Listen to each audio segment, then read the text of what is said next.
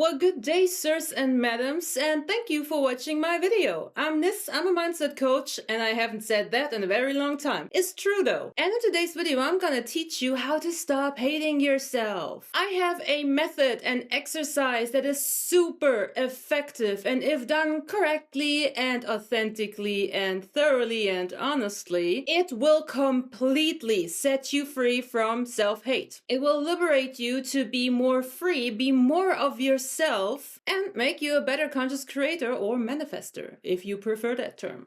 The exercise, however, is a little bit uncomfortable, a lot uncomfortable. It's really uncomfortable, but it is worth it. And for you to really be able to go through with it and face the discomfort that awaits you, I first need you to understand where your self-hatred is even coming from. And I want to be clear, I'm really talking about self-hatred here, not about negative self-talk. Even though negative self-talk can sometimes be a result of self-hatred, most of the day-to-day bad self-talk is more habitual than rooted in anything deeper. I'm talking about the aspects of yourself that you despise. Whether this is being tied to your appearance or tied to your perceived level of intelligence, tied to your perceived level of self-worth or your personality, doesn't matter. Those are the aspects that you sort of,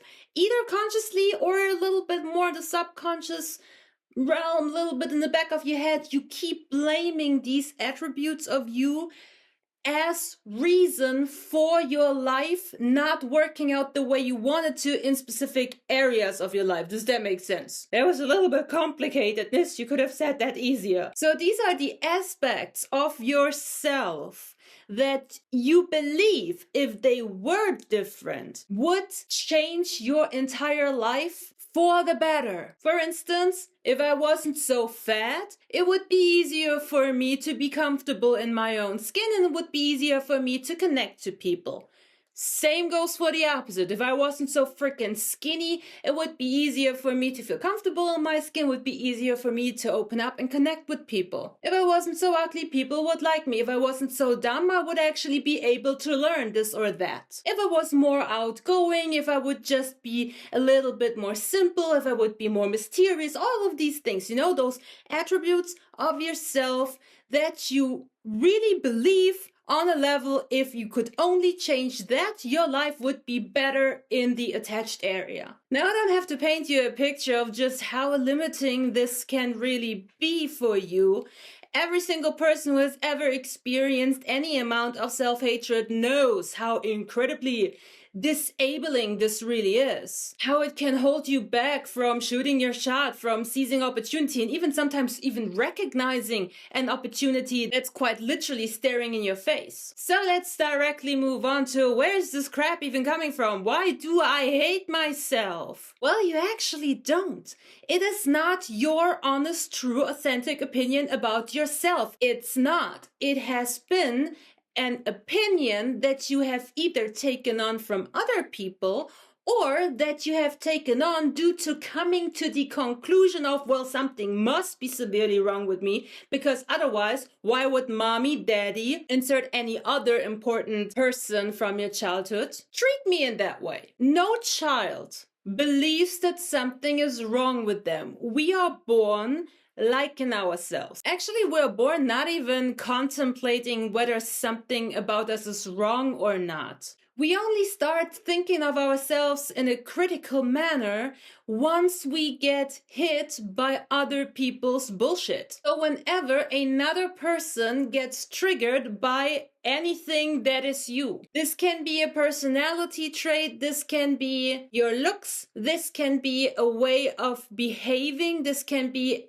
anything that you do, anything that you say, any fart can be triggering for somebody else. We need to understand that we all grow up in established societies and established families. By established, I mean that the people, the circle of people, the group of people that you were born into have established standards, ethics, morals, preferences, ideas, and priorities. These things, these opinions about life and how it's supposed to go and how people are supposed to show up in it and how they should look and smell and talk and fart, have been established throughout their life experience. They create for them an identity. They create for them a realm of what is normal. Any outlier, any misfit kind of poses as a threat to that identity because they have, in their development, learned that there are certain negative consequences from not fitting in. So they have their established idea. It's an entire system, and you just get thrown into this. And whenever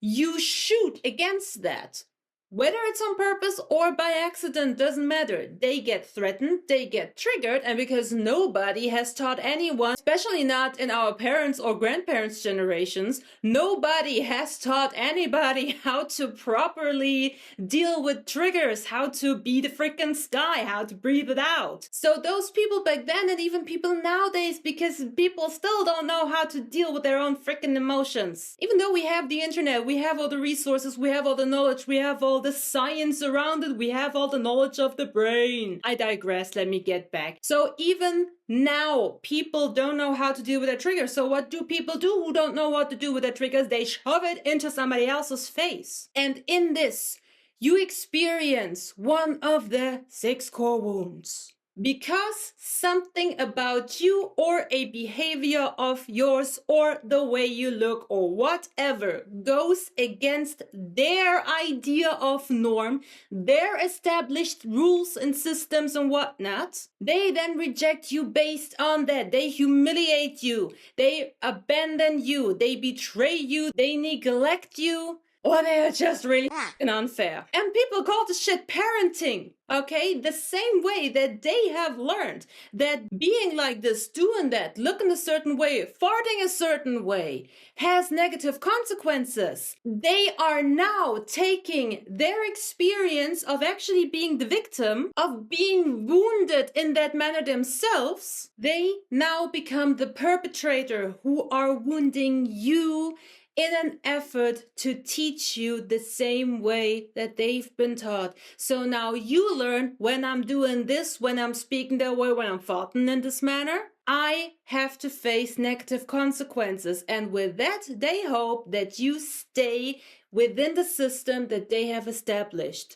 Over the years of your life experience in your childhood, and depending on the severity and also frequency of being wounded, being treated, experiencing this, you internalize this and eventually develop your own false idea of yourself. You develop an opinion of yourself that is not matching your authentic self, but matching the box that you've been shoved in, that you believe you must stay in for the sake of being safe. That's the whole enchilada. Your self-hatred is an echo from other people's opinions about you in your past. And honestly, it doesn't even have anything to do with you. It's an echo about other people's opinions about themselves that get negatively triggered because you are who you are. Like, excuse me. Understanding that and really understanding that the self-hatred is not yours and has never been yours.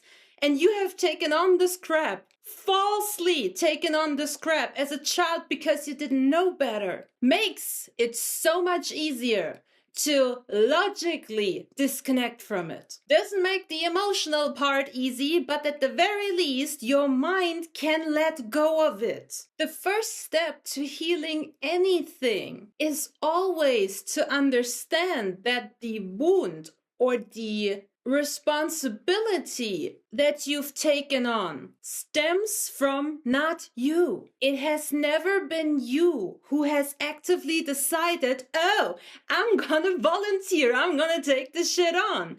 You have not ever said to yourself out of freaking nowhere, wow, I really hate this about myself. Other people have pointed it out. Other people have started making it a problem for you because they got triggered and they didn't know what to do with it.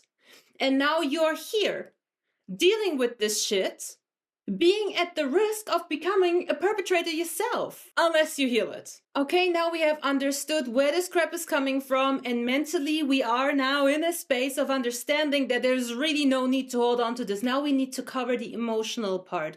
And this is where my exercise begins. I want you to take a piece of paper, for real, stop this video, grab a pen and a piece of paper, and do this with me. Are you ready? Are you? Okay, now write on that piece of paper as a headline, everything that I hate about myself. If you feel an aversion towards this hate, this self-hatred idea, if you feel like you don't want to call it that, if you feel resistance towards calling it that, I want you to take a red pen and write it again really big in fat capital letters. Okay, circle it red, underline it, mark it, make it big, make it fat, because I guarantee you, if you struggle with this, if you have like this internal resistance of you have so much freaking self-hate that your subconscious mind is now trying to shut down. It's trying to keep you from going there because it can already sense, it already knows that once this Pandora's box is open, shit's gonna hit the fan on an emotional level. But sometimes, not always, sometimes the scary stuff, the really uncomfortable, really, oh shit, I really don't want to go there, please don't make me, is actually the stuff that's gonna really transform your life. So I want you to write a list of all the things that you hate about yourself. And if you struggle getting into this, start by stuff that you just don't like. Be a little bit superficial in the beginning. Just stuff like, oh, well, I don't like that I lose my shit whenever there's like a little inconvenience, I overreact. This can be something. This can be a door opener for you, essentially. Until you really get down to the massive, I'm just worthless, I'm just useless, I don't even know why I'm still existing. I myself did this exercise, and I did it about 3 times in the very beginning of my healing journey, back when I still had daddy issues, back when I was still like figuring things out. This was where I started with full-on radical acceptance of everything, including everything that I hate about myself. And accepting that I hate it, not accepting the hated things. So I don't want you to try and flip it to the positive. I don't want you to try to love these aspects. I want you to accept the fact that you hate that. Because, as I've mentioned earlier, you have been taught that there are negative consequences when you are like that. And what you need to teach yourself now, rewire your brain now, is that there are no negative consequences. That you can very well hate all of these aspects of yourself. You can hate them more than anything else on this planet, in this world, in this life. And it is okay. And this is what you need to learn. You gotta learn that it is okay to be you. And it starts by accepting the fact that there are things about yourself that you despise. And let me warn you, this is a tough exercise. Really writing this all down and having this clarity over just how you are and how much you dislike yourself, flat out hate yourself, seeing written on paper how many things you believe falsely but still believe are wrong with you, that is a lot. Looking into the mirror and telling yourself that you're an asshole, that you suck ass, is not an easy pill to swallow, but oh my god, it sets you free. So I want you to really write everything down that comes to mind over a little bit of an extended amount of time. Don't do it for an entire week. It can mess with your dominant vibe. We don't want you to fall into depression land. But really give yourself enough time, a full day or maybe 2 even, to really barf it all out, sit with it, purge all the emotions, cry, get angry, Kick a tree if you must. Let it all out. Be the sky about it. I'm gonna plop the how to be the sky video at the end of this one in case you need a refresher on how to deal with your own triggers. But do be the sky about this. Process these emotions and sit with this list. Read it as often as you must until you don't give a shit about it anymore. There is a part 2 to this exercise. But I really want you to be thorough with this. I really want you to not skip, not speed it up, not like do it half-assed and then immediately go into the other part of this exercise. No, I need you to like really, this is the focal point. They like sitting with it, accepting it and overcoming it. This is the main thing. This is what you got to do. Once you have achieved this point of zero given and it's authentic, once you have fully accepted everything as it is right now, you have already completely left the bubble world of circumstances where this was ever anything to you. It really becomes a non-issue automatically just by doing that already. So you have already freed yourself just by doing this. Full-on acceptance to the point of zero given, flatline neutral. Okay? Once you're there, all you now gotta do is slightly optimistic.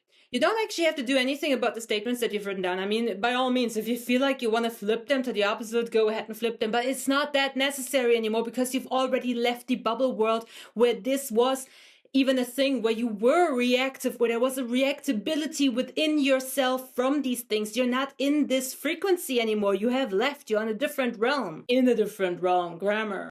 So anything that comes after the acceptance really is conscious creation, manifestation work. And for that, you should check out this video.